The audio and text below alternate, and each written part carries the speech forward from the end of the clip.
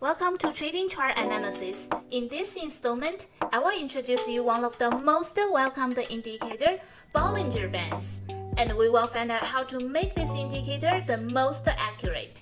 Just be sure to watch until the end while I give my 3 optimization tips. And if this content is for you, the subscribe button is on your right. Bollinger Bands are volatility bands, placed above and below a moving average. Volatility is based on the standard deviation, which changes as volatility increases and decreases. The bands automatically widen when volatility increases and narrow when volatility decreases. This dynamic nature of Bollinger Bands also means they can be used on different securities with the standard sightings.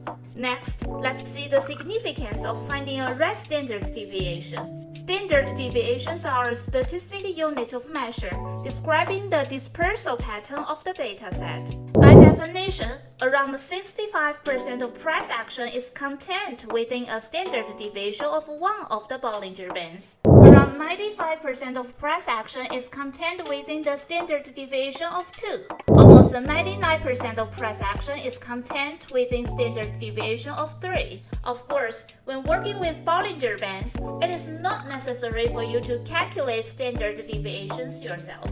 You only need to understand the theory of how standard deviation set range for dispersal of rates when compared to the moving average, and how this information is used to determine buy and sell channel in this chart.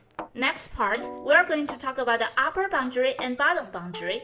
From the aspect of traditional interpretation, trading near the outer bands provides an element of confidence that there is resistance at upper boundary or support at bottom boundary.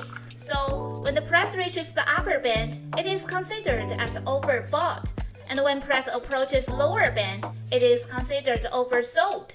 Then, let's see buy channel and sell channel. The area above the moving average is referred to as the buy channel, as the price displaced in this region remain higher than moving average and suggests the upward momentum. Conversely, prices falling below the moving average are in the sell channel, as the spot rate is declining more rapidly than the moving average, which suggests that the exchange rate has downward momentum. Now, it's time to give my 3 ideas to improve the win rate of this indicator. Number 1. Upper and lower boundary provides very good support and resistance, which could considered as short and buy trading opportunities is suited in non-trending markets. Number 2. Do not blindly sell at upper boundary and buy at lower boundary, since the price will be making new highs in the uptrend and new lows in the downtrend, hitting and exceeding the bands. Instead, we could look to sell at upper boundary during downtrends and buy at lower boundary in the uptrend. Number 3. The price starts shifting sideways in the tight consolidation implies a potential breakout. In this case, the price usually tends to make a large move in either direction.